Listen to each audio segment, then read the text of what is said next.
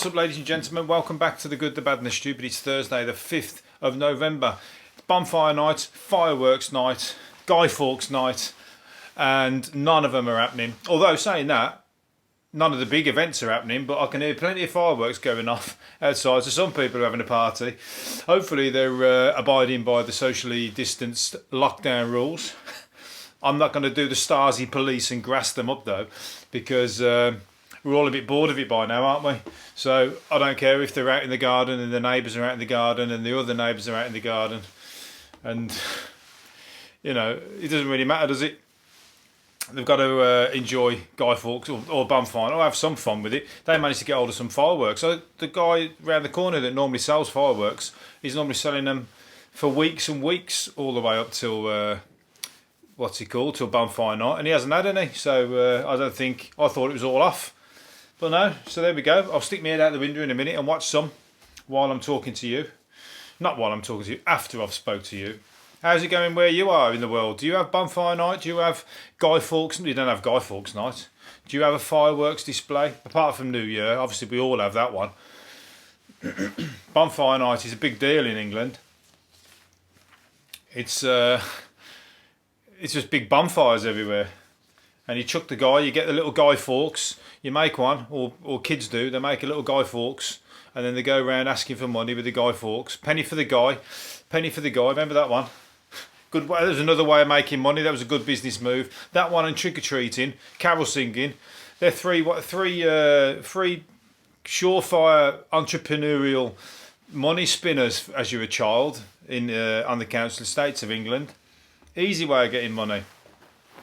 Burgling. That burgling come next after that, because you'd already been round all the houses. You've seen which ones were worth burgling and which one wasn't. Nicking things out of the gardens, selling that. So you suss the joints out as well. Especially the ones who don't give up the, when you say trick or treat, the ones who only say trick. Well, I'm sorry, but you're taking your life into your hands there with kids who've got no money. They'll say, right, okay, we'll have all your garden ornaments. We'll have the hubcaps off your car wheels. And we'll be back on December the 24th, carol singing, and see if we can have all your Christmas decorations away as well. Anyway, what's happening now? It's the pasta wankers are back. The pasta wankers are back. And you know what I'm talking about. It's you. It's you if you've been stocking up your shopping trolley full of pasta so nobody else can fucking have any. Pasta, rice and crisps. Taking all the dry goods. Having it all for yourself. You must be a right fat spotty fucker or something. I don't know about spotty. Pasta don't really make you spotty, does it? You must be fat and pale or unhealthy or whatever, because you've got no fruit there, no vegetables, no sauce. Just going to eat dry pasta. You'll just be a big fat pasta wanker. That's what you'll be. You'll be a big fat pasta wanker. Anyway, and then the queues around the blocks at Primark. Queues, literally, there's got to be 200 people in that queue or more, right round the block, all waiting to get into Primark. Why? It's only a month away. Are you really? Everyone's after a pair of jogging bottoms, aren't they, to sit in the house in for the month? They got to get some comfy clothes. Last minute grab for comfy clothes. Stupid. Wait another month and it's Christmas and fucking all the shops are open and you can go about your business. You should be using it as an excuse to say, fuck it, I ain't doing anything. I ain't going to wait in any of them queues. Sorry, I don't care if you want clothes or you want this, that and the other. I'm not doing it. So yeah, pasta wanker, toilet roll wankers, they're always going to be there about. They're fucking dumb as shit. They don't fucking hear the warnings. One shop has already said, the Asda, I think, the shelves are empty. They think, first things first, before I get COVID, if I'm going to get COVID, I want to fucking wipe my arse first. 100%. Even if I don't need the toilet, I'm going to wipe my arse because I feel ill from COVID-19. Stupid. There's no correlation at all. Anyway, astronaut Tim Peake mistook frozen urine particles that were floating in space for aliens. Floating urine particles. That's like, well, there you get those even in your own toilet. Particles, they're flying around in the air, but these ones are obviously his own urine, I'd imagine, unless they're from the other fellow astronauts. So he said he spotted a series of bright lights slowly passing in formation outside the International Space Station. What, they're even outside the window? He excitedly called over a fellow astronaut to marvel at the sight, becoming convinced it was a group of UFOs. And then somebody told him a leaking toilet had been sending streams of wee into the cosmos, and they were freezing and hanging in space. Oh, there we go. I didn't read it first, so I've read it with you there. So we've all just learnt that together. It's frozen in space. Urine freezes in space, and it's floating past his window, and he thought it was a phenomenon, something like a urine phenomenon. So there you go. That's quite good, isn't it? He must have started experimenting then, started pissing through the hatch and playing more at it, and see if he can make more shapes and stuff outside. Got to be now. That's the little boy now. Want to experiment. And he must be bored shitless up on that space station. I don't care how good it is to be in space for the first time as an astronaut. That will wear off. And if you're up there for 6 months, you're bored, 100%. You need some shit. You need something to do. And if playing with frozen, floating piss is it, then that's it. Anyway, banter in your own home could become a hate crime.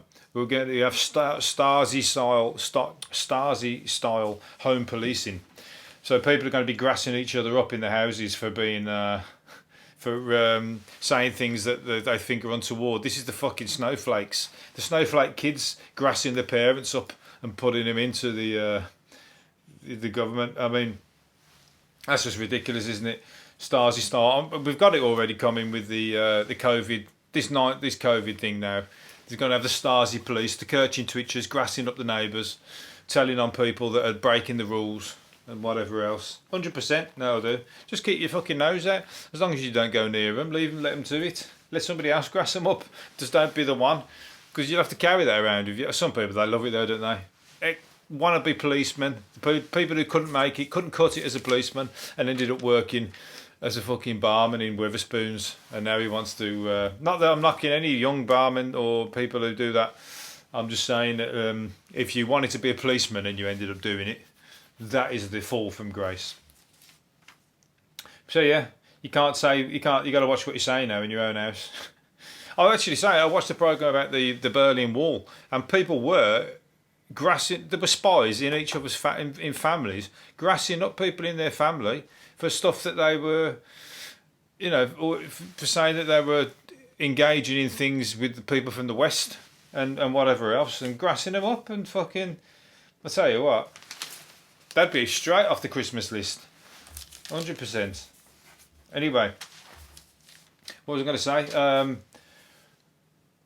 I've lost something there. What was I going to say? Oh yeah, Only Fools and Horses. Boise out of Only Fools and Horses always had a secret hope of breaking Hollywood, but he's 78 now, so he said he's give it up. He's took his details out of the Spotlight magazine, where you get spotted to be for auditions and stuff. That's a shame. Anybody in America, anybody listening for this who's anything to do with films in America, watch Only Fools and Horses and get Boise a role in a film in America. Why the fuck Snatch Guy Ritchie hasn't used him then?